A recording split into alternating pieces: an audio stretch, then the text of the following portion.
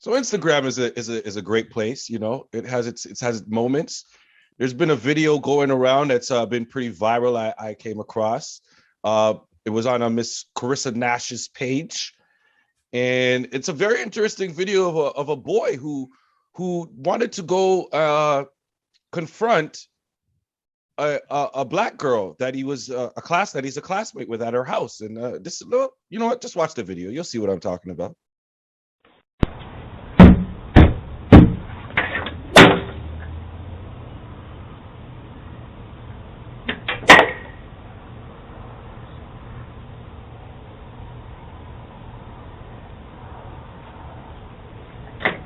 Little boy, you better get your ass from off my porch beating on my door like this. I will call the police. You need to leave. Don't you ever beat on my goddamn door like that. Go. Okay. So, um, yeah, he decided to get her attention that he was gonna bring his whip that he just had with her, that he had with him. I mean, his whip. his whip that he had with him. I don't know. You have a daughter. I don't have children. Is it normal for children to have whips? Is that a normal thing? Is like a baby shower gift? Look, at the end of the day, we know the whip for sure came from his house. We know the kid doesn't own the house. We know his parents do. So maybe they have it for sex reasons. I don't know. But that's not. And listen, it could be just a coincidence. It could be a coincidence that this white child brought this whip to a black person's home. Sheer coincidence.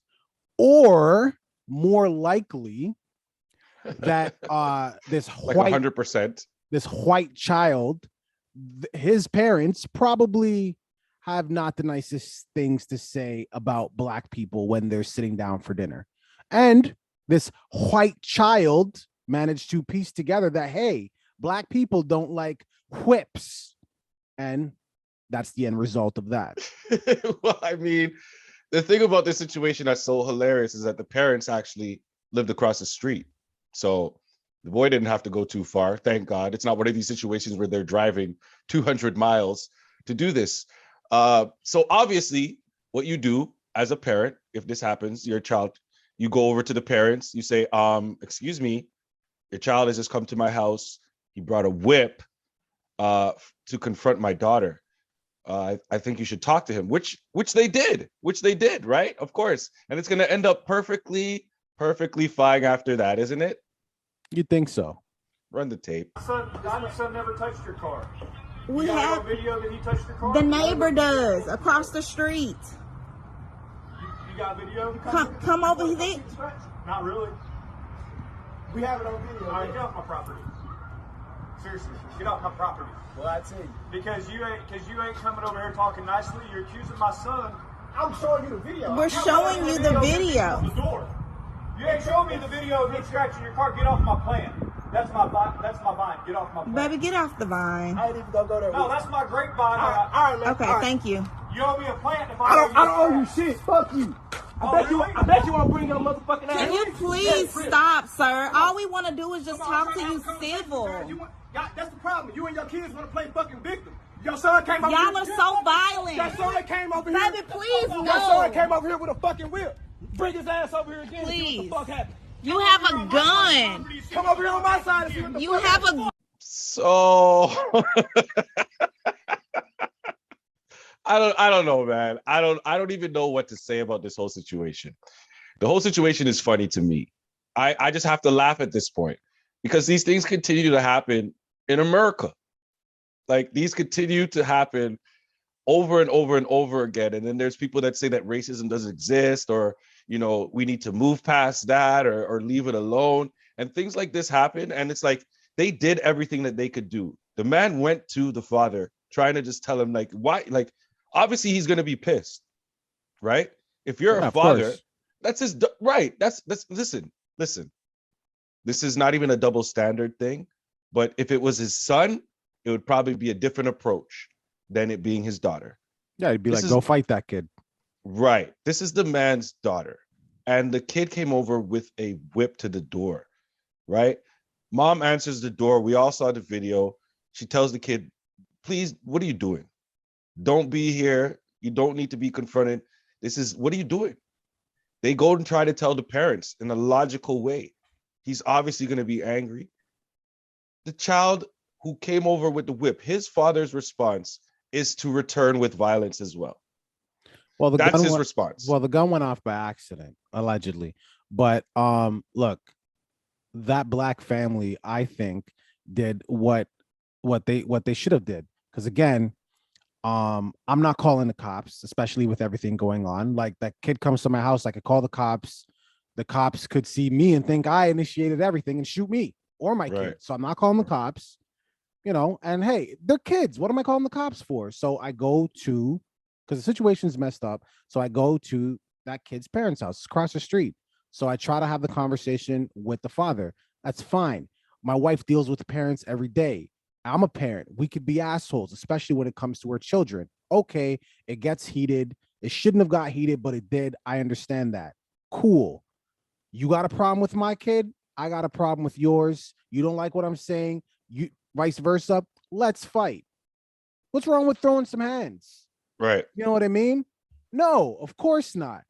Homeboy decides to escalate. See, the son brought stand the your whip. ground laws. The son brought the whip. So he brought out. I see your whip. Let me raise you. He brought out the stick. He brought out the dick, right? And clearly, he doesn't know how to handle that gun because there was a shot that rang off. Now, I don't want to take it to a worst case scenario, but I mean, a gun is involved. So naturally, you have to anticipate or think about what the worst case scenario is. Look, if you take a gun out, you need to be, A, you need to know how to use it, but B, you need to be prepared for the total end result of that. Because you just took a gun out. What if the person you pulled the gun on gets a hold of the gun? Are you willing to now die? Because if you're not, don't introduce a gun to the situation. He doesn't even know. What if the black guy came with the gun? What if he got hit? What if he got hit by that accidental shot? Is he willing to kill somebody over what just happened? His own son. Like, so that's what you're willing to do? Could have gone wrong. So I guess the moral of the story is it escalated for no damn reason. You know what's funny though? It's funny that you brought up cops to start your whole argument here, right? It's funny because they did call the cops. The cops were called because that was the logical next step, right? Cops were called. This was a follow-up that I found on TMZ that they did with the family. Okay, so the cops were called. They were dispatched to the house. They get there. They don't question the boy because they can't question him. He's underage. They have to wait for the parents to get there to question the boy, right? The big thing about what happened when the cops was there is, did people get questioned? Yes, everybody got questioned, but the whip was never confiscated. They let the kid keep the whip. He still has it right now. So her response is now she's fearful for her daughter's life because they didn't take this weapon that he used away from him. He still has it. They still live in the same house. They still go to the same school. She still has to go to that school. So as a parent now, what is your next step? You're a parent. In my mind, they've exhausted everything. I'm just going over there and I'm causing some hell. But I don't have kids. I don't have to think about the consequences of jail time and all that type of stuff. I'm killing somebody at this point. Somebody's getting hurt. Well, anyways, this is, I mean, like, people like think I'm preaching, separating, and like people probably think like I'm a separatist, and I'm not. I just think that saying keep your enemies close is the dumbest thing I've heard in my entire life. If you're my enemy, I don't want you anywhere near me. I want you as far from me as possible. So if I'm this black family and the police were already involved, I'm hoping against my better judgment that the cops were already called. If it happens again, I'm going to call the cops again. It's been documented that you guys initiated this thing and further action will be taken. So I'm not going to move. But if it happens again, I call the cops and the cops don't do what I think should be done. I'm also not going to take matters into my own hand because I'm a black person in America and I've read that book and I've seen that movie. I know how it ends. I'm not going to deprive my daughter. And we just did that video. There you go. I'm not going to deprive my daughter. For black people. I'm not going to deprive my daughter of a father because you don't know how to raise your kid. I'm going to move. And and some people are going to hear and be like, "Oh, that's the pussy thing to do. You're going to move." To me, that's like, and this is totally left, but to me, that's like when a rapper blows up and they want to leave their city.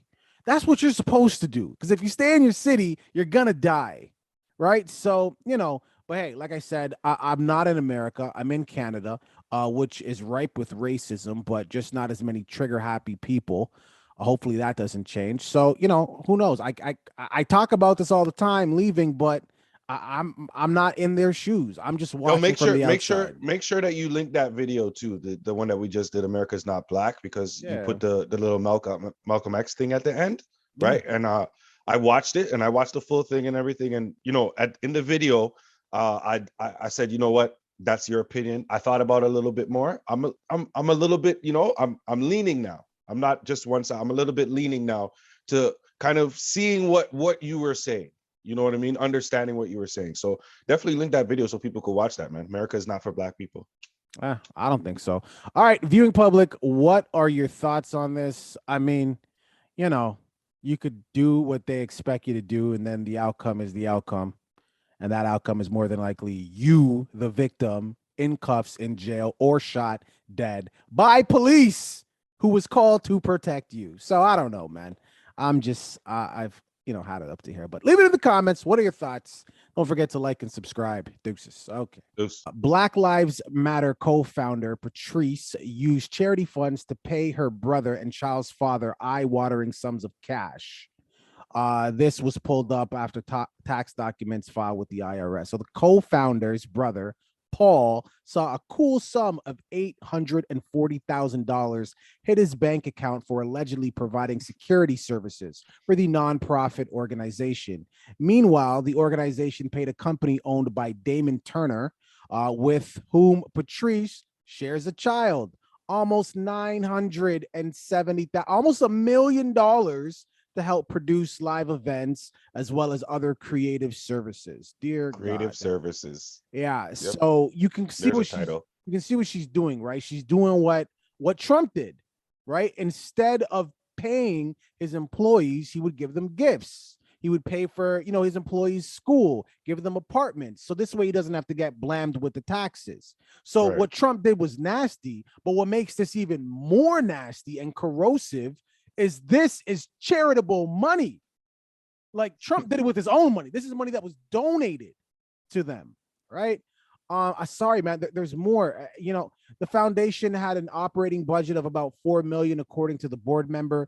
More than $37 million was spent by the foundation on grants, real estate, and charters for private flights. Again, according to money has a trail. They're gonna find everything. Like you can't hide it. Okay, what's more, $32 million was invested in stocks, making up nearly a third of the $90 million the organization received in donation. The investment is expected to become an endowment in a bid to ensure the foundation works continues in the future. So obviously they're gonna pass. You can't live forever. Got to pass the money on. That's how they played off. Yeah, that's how they played off their investment stocks. Right? Yeah. So the 32 million. This is just getting nastier and nastier.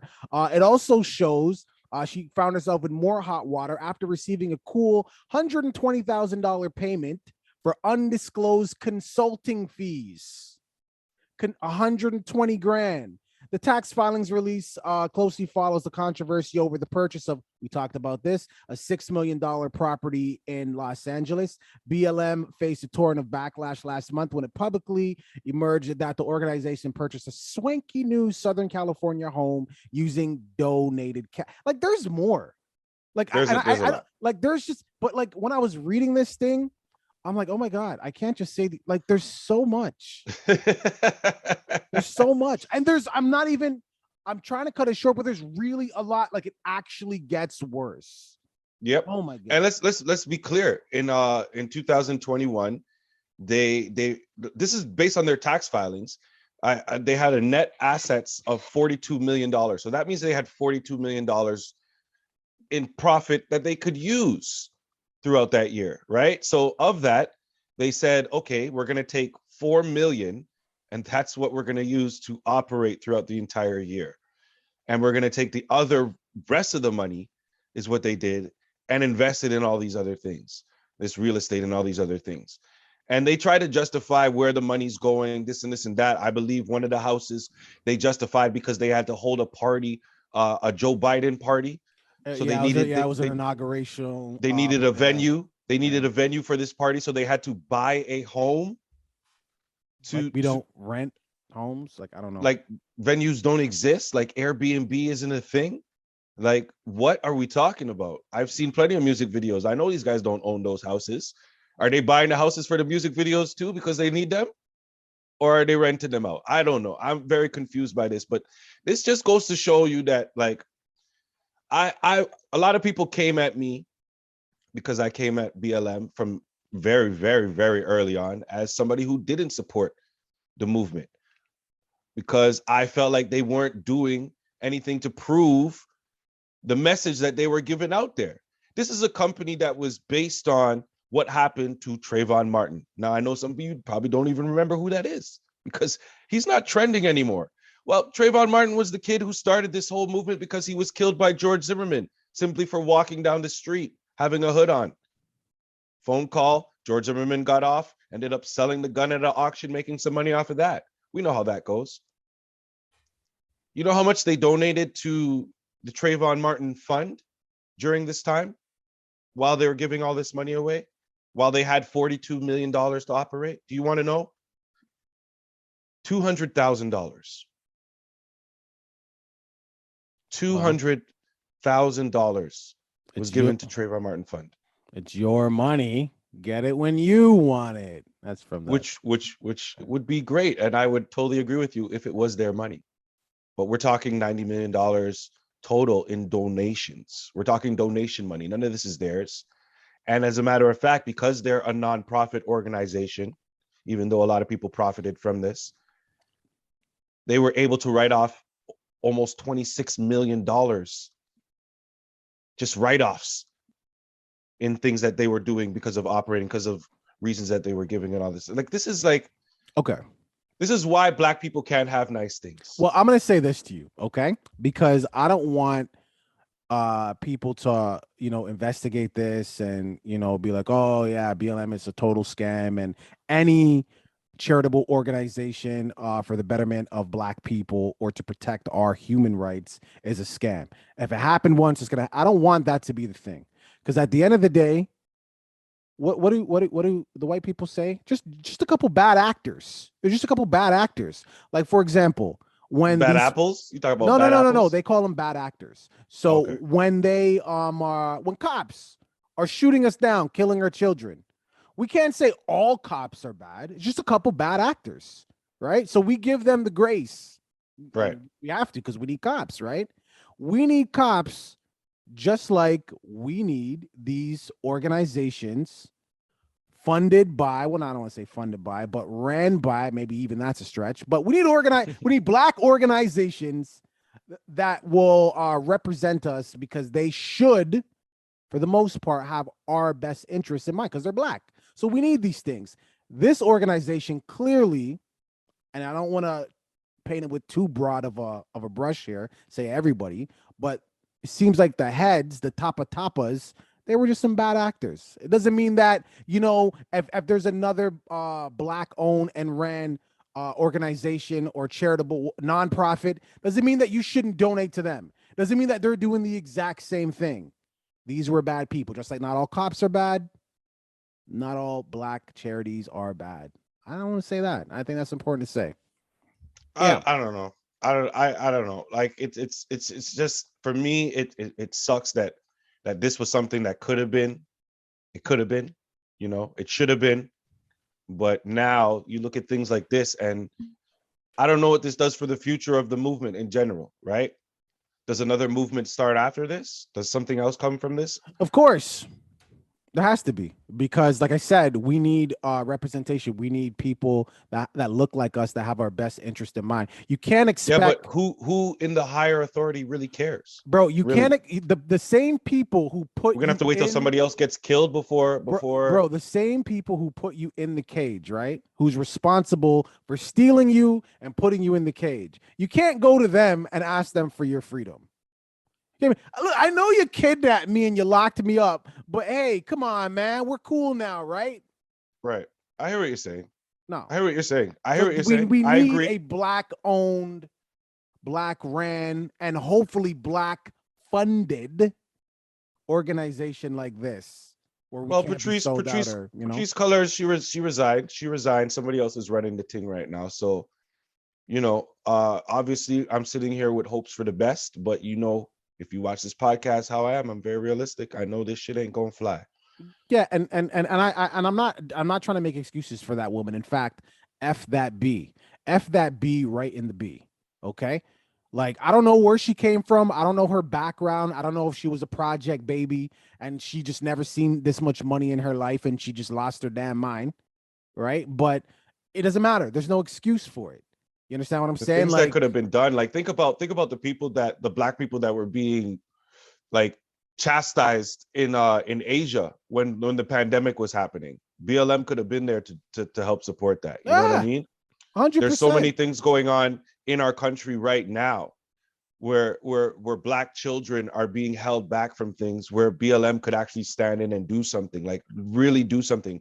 And instead they want to establish and spend how many millions of dollars on that headquarters downtown, right? But I have never, we live in Canada, bro. I've never heard of them doing shit in Canada besides a protest. And protests don't cost that much money when you have $42 million worth of money to work with. Okay, so don't tell me about these protests that they do every time something happens. Kyle Rittenhouse was able to do what he was able to do. BLM said nothing.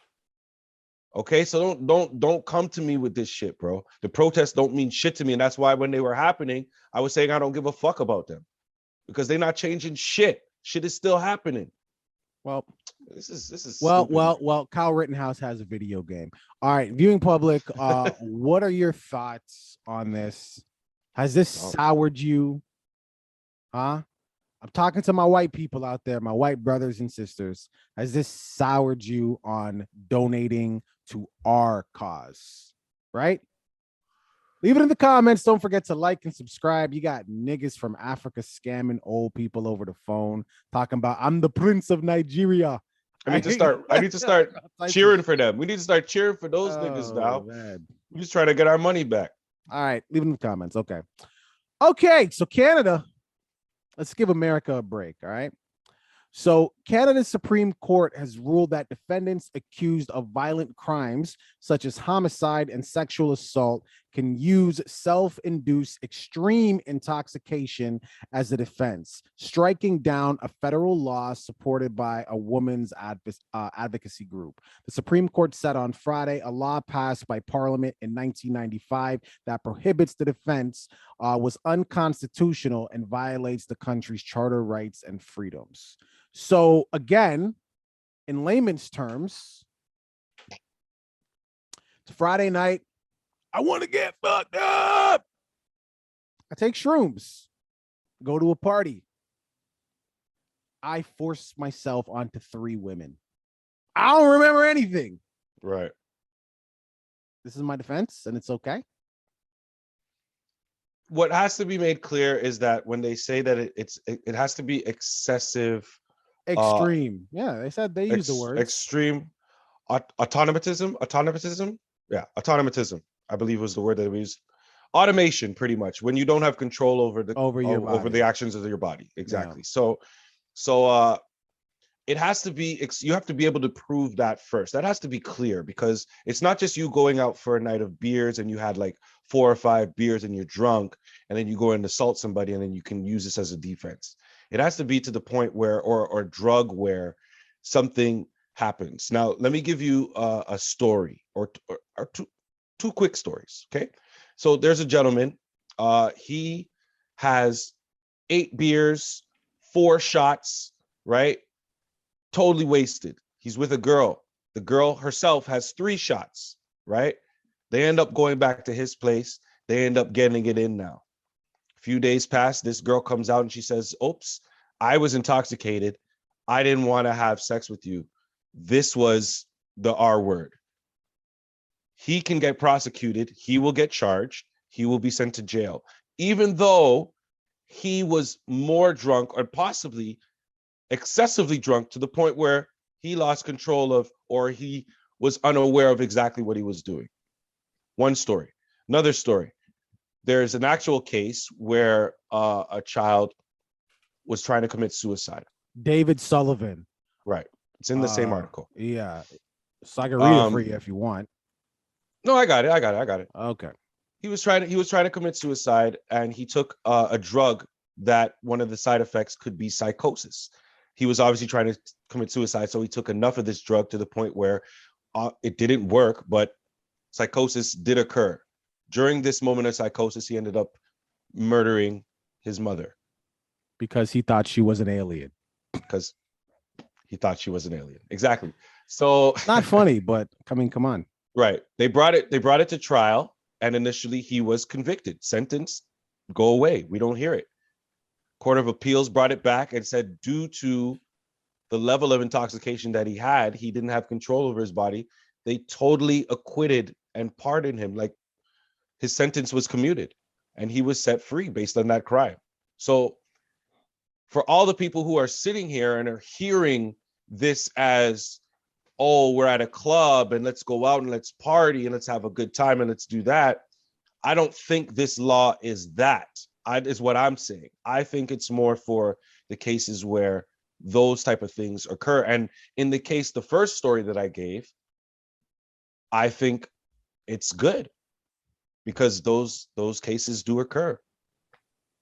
Well, I don't know if you ever had shrooms before, but shrooms is a hallucinogenic, and you might lose or have no control over some of your bodily functions. So the same way this guy took too much of the meds and he thought his mom was an alien, shrooms could do that, right? So I just want to point out that if you're popping some tabs and you start tripping and you see an alien, but it's really your best friend. I keep laughing. It's really your best friend, and you kill this nigga because you think you're Will Smith from the Men in Black, right? I'm just saying, is there a case there? The point is I don't know. I see good and bad in this. Mostly bad. Because you took the drug. That's okay. And that's where they tried to make an amendment, right? Because in something, I think the section is 33.1 section of the code, of the Canadian Code of Human Rights. They tried to make an amendment to the actual law itself where it says that if the person voluntarily takes the drug, then they cannot use it as a criminal defense. Yeah, that's what it should be. Is that which I read, which makes complete sense if they did add that. I'm not sure if that's accurate because where I'm getting that from was literally just an image that I got off Instagram. It's the image that I sent you. Yeah. From Instagram. It's at the very bottom. So if that's true, hold on. Let me read it right now. Yeah. Okay. Yeah. Under section 33.1 of the Criminal Code, extreme intoxication, formerly known as non-insane autism, cannot be used as a defense in criminal cases where the accused voluntarily ingested the intoxicating substance. So if somebody spikes your ting, that's different, which makes sense. But if I'm popping tabs and I go on a killing spree because I think I'm in Area 51, that's my bad, and jail time for sure. Right. All right. Then you know what? This makes sense. I like this because I shouldn't be held accountable for my actions if somebody, like I've never done cocaine, right? I've never done it. I know a lot of people that have done it, and they've tried that. Hey, do it. You'll probably. I'm like, no.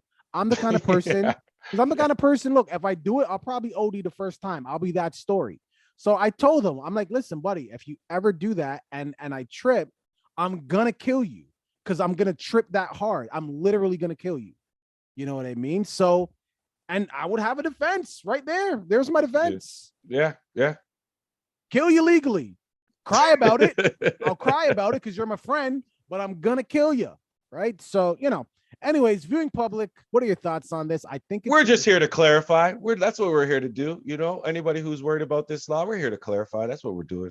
All right. Well, do some cocaine. Leave it in the comments. Deuces. Okay. Let's go. Peyton Gendron.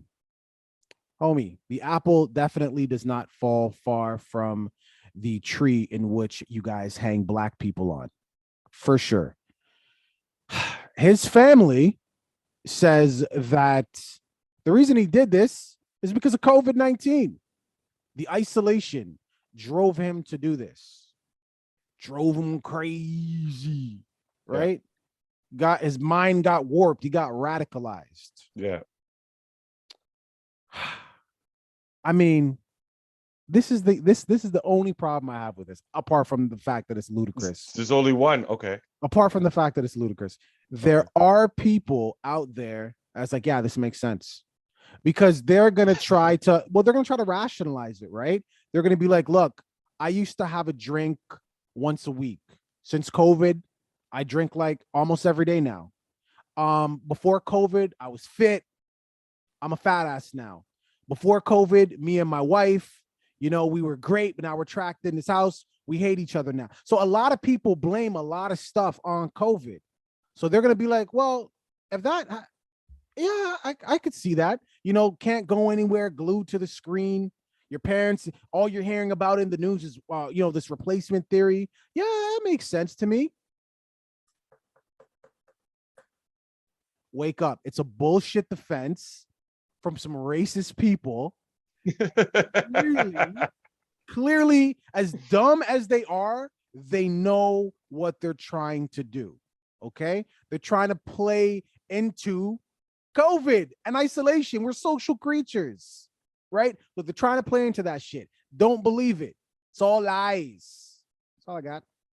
I mean, what do you want me to say about this, man? Like, this. I don't need to be long-winded about this. This is bullshit. It's bullshit. It's a bullshit reason. Nobody gets racism from COVID. Like, I don't remember that being one of the symptoms that they gave. If that was one of the symptoms, maybe I would reconsider getting the jab. Maybe I would have reconsidered. Because I have a little bit in me. I feel like everybody has a little bit in them. But the point of the matter is that, like, they know he's guilty. They didn't know what to say. They didn't want to admit that they themselves are racist. So they're going to come up with some other excuse, and they're going to do what everybody else does. What most doctors probably did during the pandemic. Blame COVID, even if it's not. From the manifesto, he was quoted as saying, when he was younger, he chopped the cat's head off and he felt nothing. He cut a kid's head off and he felt nothing. A cat's head off, but maybe a kid at some point. But he cut a cat's head off and he felt nothing. Like, there's so many signs that this guy was going to be a problem, and nobody did anything. Like, I mean, they knew that he threatened to shoot up his school. They had knowledge of this before, and he was still able to purchase guns after that knowledge. I just want to know what an average Tuesday night in that house was like, because come on. But I'm just saying, like, you can't fully blame the parents, but a few mullets going on in there. But where were the parents? What was going on? They were crafting their mullets, making sure they were impeccable. That takes work. That hairstyle takes effort. It looks, because it's party in the back, business in the front. You gotta balance that gently. This replacement theory, right? So this is what kind of said, hey, I'm gonna go out there and do this because I feel like white people, my race is being replaced. What I don't understand, it's so confusing to me, is it couldn't be further from the truth. Like, you don't go into a bank, right? And I'm just being general here, of course, whatever. But you don't go into a bank as a white person and you're like, fuck, I'm probably not going to get this loan because I'm black.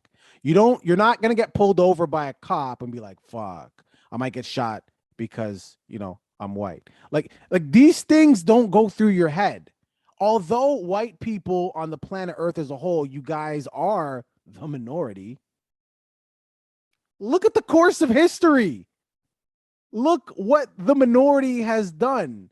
Right. Your staple is permanent. You guys aren't going anywhere.